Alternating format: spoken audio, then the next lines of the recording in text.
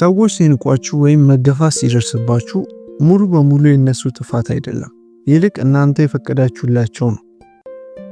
በዛሬው ቪዲዮ በህይወታችሁ ውስጥ በሁሉም ሰዎች መከበርንና መፈራትን ከፈለጋችሁ ልታስወግዷቸው የሚገቡ የእናንተ ስህተቶችና ጎጂ የሆኑ 5 ልማዶችን እንመለከታለን። እነዚህ ልማዶች ማቆም በጀመራችሁበት ቅጽበት ሰዎች እናንተን በተለየ መንገድ መመልከት ይጀምራሉ። እስከ መጨረሻው ድረስ በመከታተል ብዙ የምታተርፉበትና ክብራችሁ መልሳችሁ የምታገኙባቸው መንገዶች አንድ በአንድ እንመልከታቸው። እንደተለመደው ለዚህ ቻናል አዲስ ከሆናችሁ ሰብስክራይብ በማድረግ እንዲሁም ይህንን ቪዲዮ ላይክ አድርጋችሁ በመጀመር ቪዲዮ ለሁሉም ሰው ተደራሽ እንዲሆን እንድትተባበሩኝ ስል ከልብ እጠይቃችኋለሁ። አንደኛ፣ ውሳኔዎቻችሁን ለሰዎች ማብራራት አቁሙ። በጣም ትልቅ የሆነ በራስ መተማመን ያላቸው ሰዎች ውሳኔያቸውን ኤክስፕሌን ለማድረግ ወይም ለማብራራት ሲሞክሩ ተመልክታችሁ ታውቃላችሁ? በጭራሽ ያ ሊሆን አይችልም። በጫካ ውስጥ የሚኖር አንበሳም የጫካው ንጉስ እሱ መሆኑን ለድኩላዎችና ሌሎች አድኖ ለሚበላቸው እንስሳቶች እየጮኸ ሲያስረዳ ተመልክታችሁ ታውቃላችሁ? ይህም በጭራሽ አይሆንም። ወደኛ እንመለስና አንድ ቀላል ምሳሌ ልጠይቃችሁ። ሶሻል ሚዲያ መጠቀም ለጊዜው ማቆም ፈለጋችሁና አቆማችሁ እንበል። ከዛም ሰዎች በተደጋጋሚ ኦንላይን እንዳጧችሁና ለምን መጠቀም እንዳቆማችሁ ደጋግሞ ይጠይቋችኋል። ከዛም ራሴ ላይ ማተኮር አለብኝ ያመሰግናለሁ ብላችሁ በቀላሉ ከመመለስ ይልቅ በጣም ረጅም የሆነ የተንዛዛ ገለጻና ማብራሪያ መስጠት ጀመራችሁ። ስለ ሶሻል ሚዲያ ብዙ ተረዳሁ፣ ጊዜን ከማባከን ውጪ የጠቀመኝ ነገር የለም። እንደዚህ አይነትና ሌሎች ተጨማሪ ማብራሪያችሁን ትደረድራላችሁ። ይህንን በጭራሽ አታደርጉ። ከመጠን ያለፈ ስለ ውሳኔያችሁ ማብራራት ሰዎችን ስለናንተ እንዲያመነቱ ያደርጋቸዋል። ማመንታታቸው ደግሞ ጥርጣሬን ይጋብዛል። በተደጋጋሚ ስለ ውሳኔዎቻችሁ ማብራሪያ ስትሰጡ ለሰዎች እያስተላለፋችሁ ያላችሁት ድብቁ መልእክት ይሄ ነው: የራሴን ውሳኔ እናንተ ማረጋገጫ እስካልተሰጣችሁበት ድረስ አላምንበትም የሚል መልእክት ነው በተዘዋዋሪ የምትልኩላቸው። ስለ ችግሮቻቸው ለማውራት ብቻና እነዛን ችግሮቻቸውን እናንተ ላይ ለማራገፍ አስቡ ብቻ የሚደውሉላችሁ ጓደኞቻችሁን አስቡ እስቲ። በራሳችሁ ኑሮ እየታገላችሁ ሊሆን ይችላል፣ ግን በእያንዳንዱ ጊዜ እየደወሉ ጫና በሚያደርጉባችሁ ጊዜ ሁሌም ለነሱ በራችሁ ክፍት ነው። ምክንያቱም ራስ ወዳድ ተብሎ መጠራትን ስለምትፈሩና ይሉኝታ ስለሚያጠቃችሁ። ነገር ግን በእውነት የሚወዳችሁና የሚያከብራችሁ ሰዎች እነሱ እንዲመቻቸው ራሳችሁን እንድትጎዱ አይፈቅዱላችሁ። ስለዚህ እምቢ ማለትና ራሳችሁን መከላከል ግን ያስከብራችኋል። ክብር የሚገኘው ስለ ራሳችሁ ብዙ ገለጻን ባደረጋችሁ ወይም ብዙ ስላወራችሁ ሳይሆን ላለማውራት በመረጣችሁት ነገር ነው። ብዙ በምታብራሩ ጊዜ ሰዎች እናንተ ላይ ጥያቄ እንዲያነሱ በሩን ትከፍታላችሁ፣ እንዲከራከሯችሁ፣ ገደቦቻችሁን እንዲያልፉ። ነገር ግን ቃላቶቻችሁ ጠጣር ሲሆኑና ብዙ ታሪክን ማውራት ካቆማችሁ ሰዎች በራሳችሁ ላይ ያላችሁን እርግጠኝነት ይረዱታል። ያ እርግጠኝነት ደግሞ ክብር ይሰጣችኋል። ጠንካራ ሰዎች ስለ ገደቦቻቸው ብዙ አያወሩም፣ ይልቅ ይኖሩበታል። ያንን ማድረግ ስትጀምሩ ሰዎች ሁሉ ሲያከብሯችሁ መመልከት ትችላላችሁ፣ ያንን ሳትጠየቁ እንኳን ማለት ነው። ሁለተኛ ደግሞ በትንሽ በትልቅ ነገር መሳቅ። በሁሉም ነገር የሚስቅ ሰውን አስተውላችሁ ተመልከቱ እስቲ። በስተመጨረሻም ከሁሉም ሰው የሚናቀውና ዋጋው ዝቅ ተደርጎ የሚታየው እሱ ብቻ ነው። በቀልድ ላይ፣ በቁም ነገር ላይ፣ ኢቭን አስቸጋሪ ሁኔታዎች ላይ እንኳን ዝም ብሎ የሚስቅ ሰው ራሱን ያስንቃል። ቦታ ሳትመርጡ በተደጋጋሚ መሳቅና ቀልድን ብቻ የምታዘወትሩ ከሆነ ሰዎች እናንተን አእምሯቸው ውስጥ ቀርጸው ያስቀምጧቸዋል። ከሁሉም ሰውና ከሁሉም ሁኔታ ጋር ራሱን ለማመሳሰል የሚጥር ሰው ብለው ይወስዷቸዋል። ተደጋጋሚና ቦታውን ያልመረጠ ሳቅና ፌዝ ራሳችሁን መከላከያ ጋሻ ተደርጎ ይቆጠርባቸዋል። በሰዎች ተቀባይነትን ለማግኘት፣ አስቸጋሪ ጊዜያትን ለመሸሽ፣ ግጭቶችን እንዲሁም ተጋላጭነትንና ተፋላሚነታችሁን ለማስወገድ የምትከለሉበት ነገር አድርገው ነው ሰዎች የሚቆጥሯችሁ። አንድ ማወቅ ያለባችሁ ነገር ግን ክብር በምቾት ላይ አይኖርም። ክብር የሚወለደው የሚኖረውና የሚያድገው ምቾት በሌለበት ቀጠና ውስጥ ነው። ያላችሁ ኢሞሽን የተመረጠ መሆን አለበት። መቼ መሳቅ እንዳለባችሁ፣ መቼ ዝም ማለት እንዳለባችሁ፣ መቼ ምላሽ መስጠት እንዳለባችሁ እነዚህን ሁሉ ጠንቅቃችሁ ካላወቃችሁ ሁሌም አልሸጥ እንዳለ ዕቃ ዋጋችሁን እያራከሳችሁ ትኖራላችሁ። ሳቅ በጣም አስደሳችና ውብ የሆነ ነገር ነው። ነገር ግን እውነተኛ ከሆነ ብቻ። ያንን ሳቅ ያላችሁን በራስ ለመተማመን ለመሸፈን ከሰዎች ጋር ለመመሳሰል ብቻ የምታደርጉት የስሜት መግለጫችሁ ከሆነ ራሳችሁ ዝቅ የምታደርጉባቸው መንገዶች ለሌሎች እያስተላለፋችሁና እየከፈታችሁላቸው ነው። በቀጥታ ለሰዎች እያስተላለፋችሁ ያላችሁትም እባካችሁ ተቀባይነትን ያጣው ነኝ እና እናንተ ተቀበሉኝ የሚል መልእክትን ነው። ያንን ደግሞ ሰዎች በደንብ ስለሚረዱ የሚተገብሩባችሁ ነገር በጣም ተቃራኒ ነው። በጣም ዋጋ ቢስ አድርገው ይመለከቷችሁና በአጭሩ ይንቋችኋል። ከጓደኞቻችሁ ጋር በጋራ ሆናችሁ እየተጨዋወታችሁ አንዱ ጓደኛ ከመሃል እናንተ ላይ ማላገጥ፣ መቀለድና እናንተን ማሳነስ ጀመረ። ከዛም እናንተ ኮስተር ብላችሁ ራሳችሁን ከመከላከል ወይም ጥላችሁ ከመሄድ ይልቅ ዝም ብላችሁ መሳቅና መቀበልን መረጣችሁ።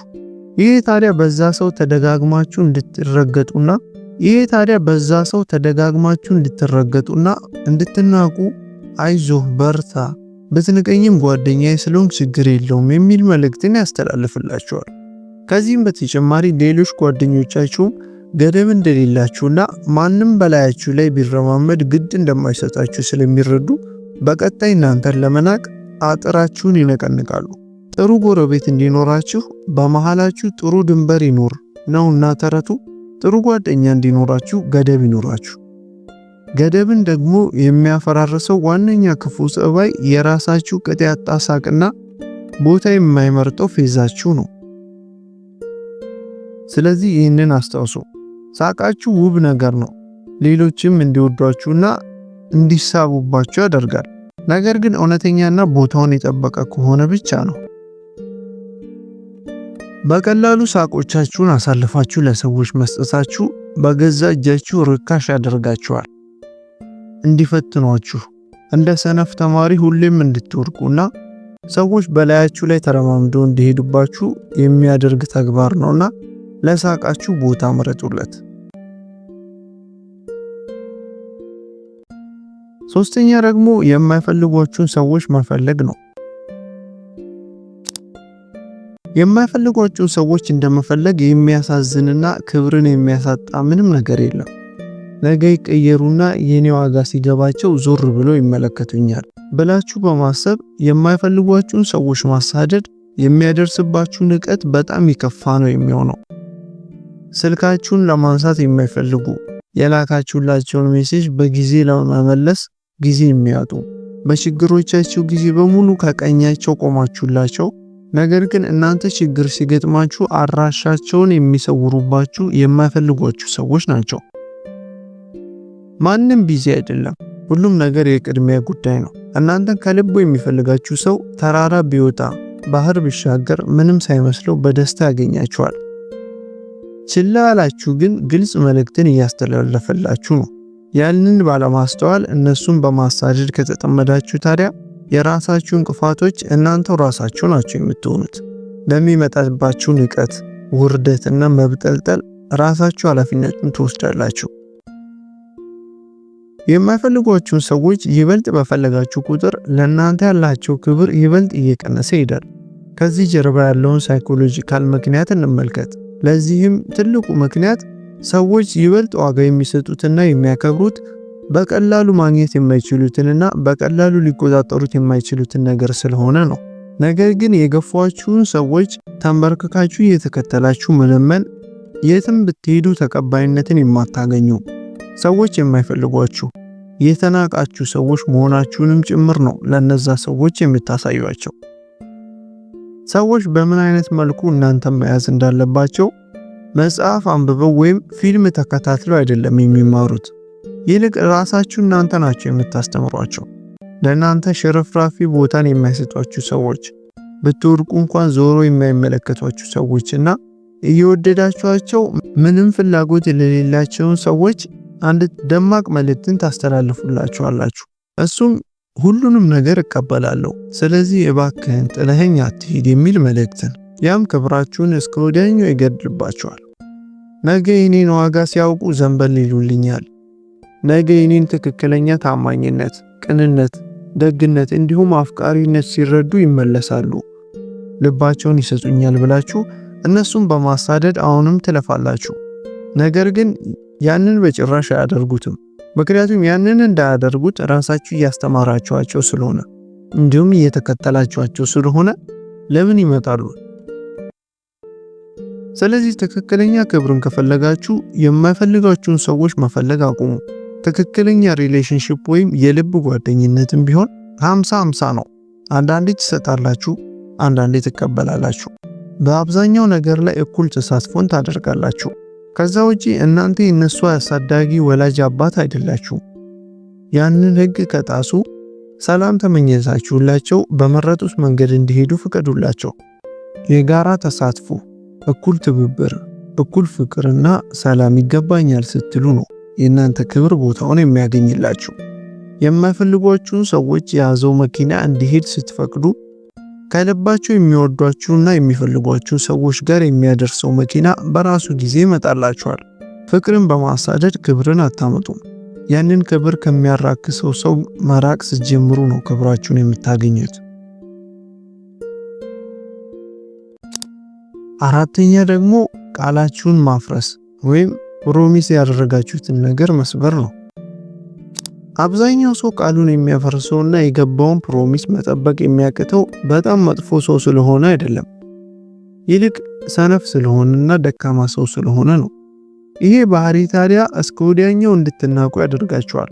ከልክ ያለፈ ቃል የሚገባ ሰው፣ ብዙ ነገርን የሚያወራ ተግባር ላይ ግን ዜሮ የሆነ ሰው ሰዎችን ሁሉ ለማስደሰት ይሞክራል። ስለዚህ የራሱ ዲሲፕሊን እንኳን መቋቋም የማይችለውን ቃል ይገባል ለሰው።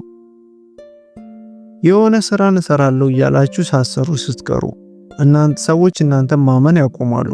ከዛ ራሳችሁን ማመን ታቆማላችሁ። ለራሳችሁ ያላችሁ ክብርም የሚጠፋው ያኔ ነው። እምነት የማይታይ ነገር ነው። የእናንተ ማንነት የሚገልጽላችሁ ዝምተኛ ምንዛሪያችሁ ነው። ነገር ግን የቀባችኋቸውን ቃላቶች በቀላሉ የምትሰብሩ ከሆነ ሰዎች በነገ ህይወታችሁ እናንተን ማመን እንደሌለባችሁ ነው የምታስተምሯቸው። ያኔ የእውነታችሁን ብታወሩም አያምኗችሁም። ተግባሮቻችሁ ከአፋችሁ ከሚወጡ ቃላቶች ጋር ሳይዛመዱ ክብርን ከሰዎች ማግኘት አትችሉም። ምክንያቱም ፓወር የምታገኙት በለፈለፋችሁት ነገር ሳይሆን በምትሰሩት ነገር ነው። ስለዚህ መፍትሄው ቀላል ነው። በተናደዳችሁ ጊዜ ውሳኔ መወሰን እንደሌለባችሁ ሁሉ በተደሰታችሁም ጊዜ ፕሮሚስ አትግቡ። ከዚህ በፊት ቃላችሁን መጠበቅ ያቃታችሁና ቃላችሁን የሰበራችሁ ሰዎች ከሆናችሁ ኃላፊነትን ውሰዱ። ምንም ኤክስኪዩዝ ወይም ሰበብ አታቅርቡ። ሰበብ አያስፈልጋችሁም። ከሱ ለመደበቅ አትሞክሩ። አምናችሁ ተቀበሉና ተማሩበት። እደውላለሁ ብላችሁ ቃል ከገባችሁ ደውሉ። እመጣለሁ ብላችሁ ቃል የገባችሁበት ቦታ እንዳትቀሩ። ከመቅረት አርፍዶ መሄድ ይሻላል። ለራሳችሁ የሆነ ቃል ከገባችሁ ያንን ቃል ጠብቁት። እነዚህ ቀላሎቹ ናቸው። በእነዚህ ስትለማመዱ ትልቁን መጠበቅ አይከብዳችሁም። የራሳችሁ ቃል መግባት ጥንካሬያችሁን ይገነባል። ምክንያቱም የራሳችሁን ቃል ካላመናችሁ ሰዎች የእናንተ ቃል አያምኗችሁም። ስለዚህ ባዶ ፕሮሚስ መግባት አቁሙ። ቃላቶቻችሁ የእናንተ ኃይል ናቸው። ሁሌም ቃላቶቻችሁን ስትጠብቁ ክብራችሁን ማግኘት ትችላላችሁ። አምስተኛና የመጨረሻው ደግሞ በሁሉም ነገር መስማማት ነው። ሰላምን ስለፈለጋችሁ ብቻ ከሁሉም ሰው ጋር እሺ በማለት ተስማማላችሁ። ሰዎችን ማበሳጨት፣ ግጭት እንዳይፈጠር በመፍራት ወይም አስቸጋሪ ሆናለሁ ብላችሁ በመፍራት በሁሉም ነገር ጭንቅላታችሁን ወደ ላይና ወደ ታች እያርገፈገፋችሁ የምትስማሙ ከሆነ ይሄ ሁሉ ነገር ተወዳጅ የሚያደርጋችሁ ይመስላችኋል። ነገር ግን ሰዎች እናንተን ማክበር እንዲያቆሙ የሚያደርግ ተግባር ነው። በብዙ ነገር አይናችሁን ጨፍናችሁ መስማማት ብቻ ስትመርጡ የማትታዩ ትሆናላችሁ። ከዛም ሰዎች የሆነ የጋራ ውሳኔ ላይ ለመድረስ የእናንተን ሐሳብ መጠየቅ ያቆማሉ። ምክንያቱም እናንተም በእነሱ ሐሳብ እንደምትስማሙ ቀደም ብለው ይደመድሙታል በውስጣቸው። ያም ክፉ ሆነው ሳይሆን እናንተ ያስተማራችኋቸው ነገር ስለሆነ ነው። ክብር ስለመወደድ ሳይሆን እውነተኛ ስለመሆን ነው። የሰው ልጅ ስነ ልቦናም ለመረዳት በጣም ቀላል ነው። አማራጭ ያለውን ሰው ነው የምናከብረው። በራስ መተማመኑን እያሳየ የማይስማማ ሰውን ነው ይበልጥ የምናከብረው። እናንተ የምትሰጡት ውሳኔና ማረጋገጫ ሰዎች ተቸግረውና ፈልገው የሚያገኙት እውነት ካገኙት በኋላና ካልተስማሙበት ደግሞ ሊተውት የሚችሉት እንጂ በነፃና በቀላሉ የሚገኝ ሊሆን አይገባም። ለሰዎች አሪፍ እና ናይስ መሆናችሁ ክብርን እንደሚያመጣላችሁ ማረጋገጫ የላችሁ። ክብር የሚገነባው በእውነተኛነት ላይ ነው። ስለዚህ በሁሉም ነገር መስማማታችሁን አቁሙ። ሌሎች እንዲመቻቸው ብቻ የራሳችሁ ድምፅ እንዲጠፋ አታድርጉ። ዓላማችሁ መሆን ያለበት በሁሉም ተወዳጅ ለመሆን ሳይሆን በራሳችሁ መከበር ነው። ክብር ደግሞ ለሁሉም ነገርና ለመጣ ለሄደው ሰው ሁሉ እሺ እሺ በማለት አይገኝም። እውነተኛውን ነገር ብቻ በመናገር ነው የሚመጣው። ስለዚህ ይህን እወቁ። ክብር ማለት ስለፈለጋችሁ የምታገኙት ነገር አይደለም። በባህሪያችሁ ምክንያት ወደ ራሳችሁ የምትስቡት ነገር ነው እና ያንን ለማግኘት ደግሞ ማስወገድ ያሉባችሁን ባህሪያት በማወቅ ነው መኖር የምትችሉት። እውነታውም ትክክለኛ ነገርን መስራት ብቻ ሳይሆን ትክክለኛ ያልሆኑ ነገሮችንም በማስወገድ ነው የሚጀምረው። ከመጠን ያለፈ ማውራት አቁሙ። ማዳመጥን ጀምሩ። ከልክ ያለፈ ስለ ውሳኔዎቻችሁ ገለጻና ማብራሪያ መስጠትን አቁሙ። በራስ መተማመን ይኑራችሁ። በሁሉም ነገር መሳቅ አቁሙ። ስሜቶቻችሁን መቆጣጠር ጀምሩ። የማይፈልጓችሁን ሰዎች ማሳደድ አቁሙና ዓላማዎቻችሁን ማሳደድ ጀምሩ። የገባችኋቸውን ቃላቶች መስበር አቁሙ እና ሰው የሚተማመንበት ሰው መሆን ጀምሩ። በሁሉም ነገር መስማማታችሁን አቁሙ። ለራሳችሁ ማሰብ ጀምሩ። እያንዳንዱ በሰዎች የሚያስንቋችሁን እነዚህን ባህሪያት ማስወገድ ስትጀምሩ ለሰዎች ራሴን አከብራለሁ የሚል ቀጭን ትዕዛዝን ታስተላልፋላችሁ። እነዚህን 5 መጥፎ ልማዶች በማስወገድ እንግዲህ ክብራችሁን ማስጠበቅ ትችላላችሁ። እስከመጨረሻው ድረስ ስለተከታተላችሁኝ በጣም ከልብ አመሰግናለሁ። በቀጣይ በሌላ ቪዲዮ እስክንገናኝ ድረስ ሰላም ቆዩልኝ።